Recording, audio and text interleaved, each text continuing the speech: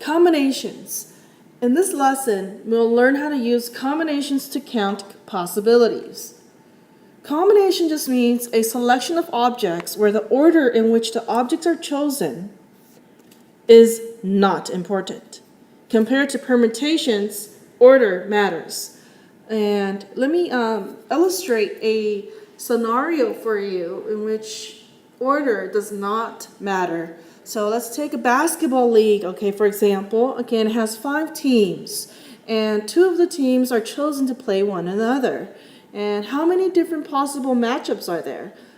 Well, first you can list and count the different possible matchups of the basketball teams using letters A, B, C, D, E to represent the 5 teams. So I have them listed for you down here. Okay, so A, B, A, C, A, D, A, etc. And we would obviously have to take out the repeats. For example, BA, because AB, Team A, Team B will be playing against each other, and that's the same thing as Team B playing against Team A. Why would we want to keep a repeat, even though the letters are in different positions? It's okay because order here just does not matter. Okay, so we have to cancel out like 1, 2, 3, 4, 5, 6, 7, 8, 9, 10. Okay, 10 duplicates. So there are 10 different matchups that you can do here, okay? And let me show you the formula for the combination. Just like permutations, you can calculate the combination of a situation or a scenario using a formula. N objects taken or chosen, selected, R at a time. NCR equals NPR divided by R factorial. And NPR again just means N factorial over N minus R factorial and all over R factorial. And after we rearrange these fractional parts, we should get N factorial over R factorial over times N minus R factorial. So it's just this part that you need to add on, okay? Compared to the permutation formula, that's what I mean. Okay, let's take a look at a word problem.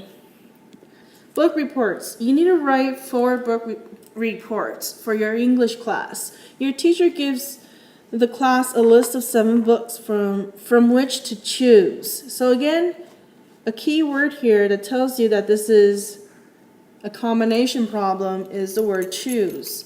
How many different groups of 4 books can you choose from the list? And again, by common sense, order doesn't matter in this situation. Therefore, we can go ahead and calculate the combination in which you can choose from the list. So 7C4 equals 7 factorial, and then R, which is 4 factorial, and then 7 minus 4, 3 factorial.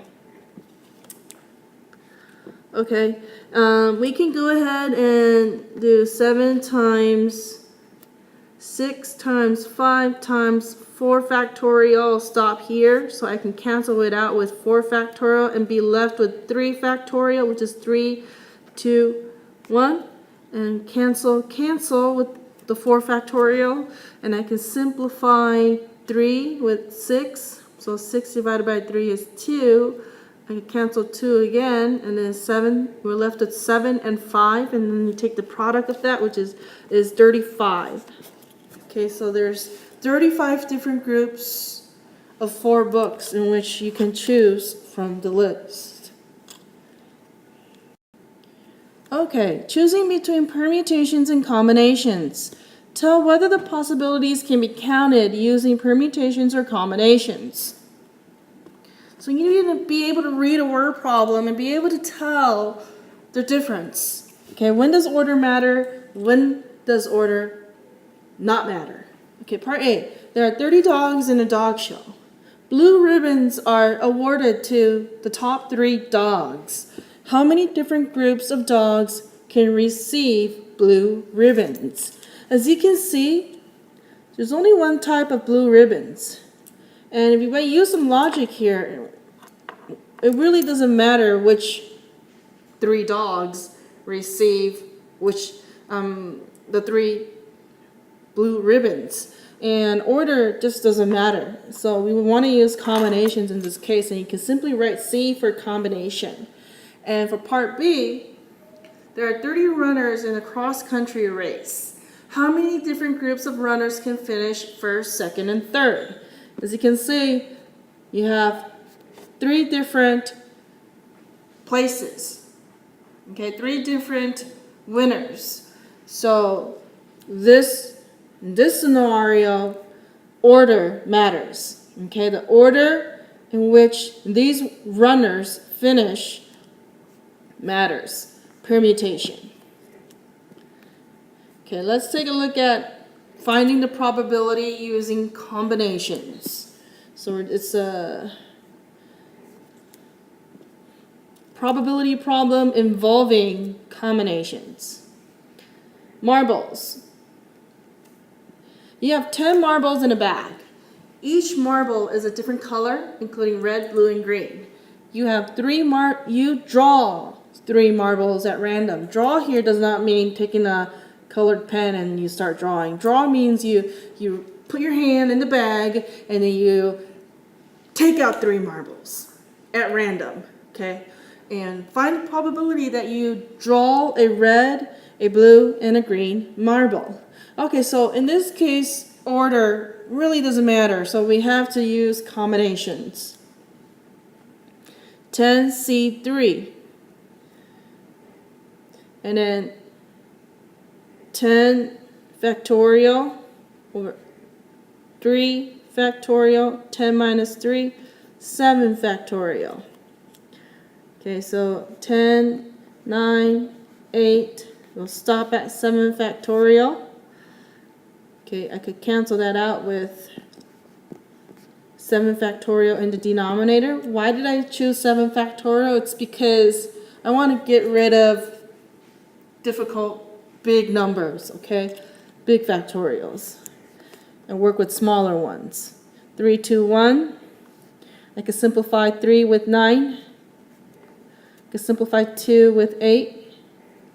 So 3 times 4 is 12 times 10 is 120. And here we're looking for the probability. And 120 just tells us the total number of combinations in which you can draw 3 of these marbles. Okay, and then there's only one chance of getting red, blue, and green because there are all these other different colors. So the probability would be just 1 out of 120 different combinations.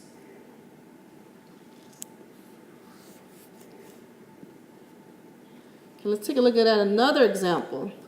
You're choosing 10 of 30 friends to invite to a party. Can you count the possibilities using permutations or combinations? So again, keyword choosing. You got a total of 30 and you're choosing 10 to invite to a party. In this case, do you think order matters? I'm have 30 people staying in front of me and I'm just gonna choose 10. And it could be any combination and it doesn't matter where these friends are standing. For example, 1, 2, 3, 4, 5, 6, 7, 8, and etc. all the way to 30. And you want to choose 10. It really doesn't matter whom you pick first, or second, or third, or fourth. Okay, so of course, combination. Okay, let's do just one more problem. You have 12 marbles in a bag. Each marble is a different color, including red and blue. You draw 2 marbles at random. What is the probability that you draw a red and blue marble? Okay, so this is very similar to the marble problem before. So combination 12C2. Why is it combination? Because when you put your hand in the bag and then when you're trying to draw a marble or take out a marble, it really doesn't matter where the position of the marble is. Okay, the order doesn't matter. And so we have 12 factorial over 2 factorial, 12 minus 2 factorial, which is 10 factorial. Okay, again, 12, 11, stop at 10. I want to get rid of the big factorial. It's too hard to work with. Boom, boom. I can simplify 12 and 2. And then 66 different combinations. And what is the probability that you will get a red and a blue? And there's only one possibility, one chance of getting this right. So it's 1 out of 66 different possibilities. And that concludes our lesson for combinations.